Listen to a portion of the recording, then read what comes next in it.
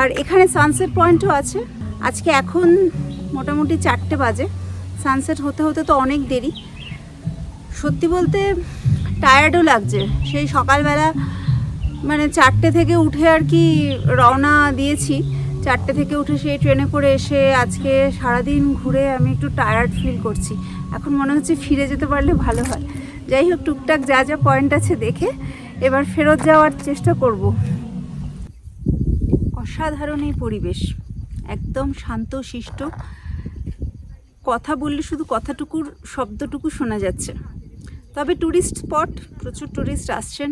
যে সময়টা ট্যুরিস্ট থাকছে না সেই সময়টা শুধু পাখির আওয়াজ, ঝিঝি পোকার ডাক আর জঙ্গলের নৈশব্দ ছাড়া কিন্তু সত্যি করে কিচ্ছু আওয়াজ পাওয়া যাচ্ছে না। একদম অসাধারণ প্রকৃতি, একদম প্রিস্টাইন অবস্থায়, ব্যাপক সুন্দর। বিশেষত এই জায়গাটা দারুণ সুন্দর লাগছে। পুরো পাহাড়ের চারপাশটা আর কি 360 ডিগ্রি ভিউ দেখা যাচ্ছে। পুরো 360 ডিগ্রি নয়, কিন্তু অনেকটাই দেখা যাচ্ছে।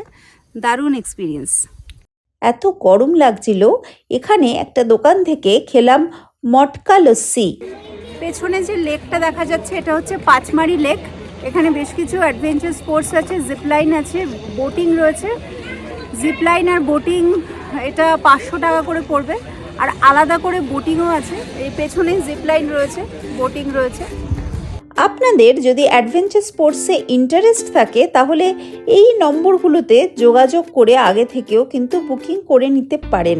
পথে একটি চার্চ দেখলাম, বেশ পুরনো। এই চার্চের গঠনশৈলী একদম অন্যরকম। চার্চের ভেতরটা দেখার ইচ্ছে ছিল, কিন্তু সেটা দেখা সম্ভব হলো না, কারণ চার্চের বাইরে তালা ঝুলছে।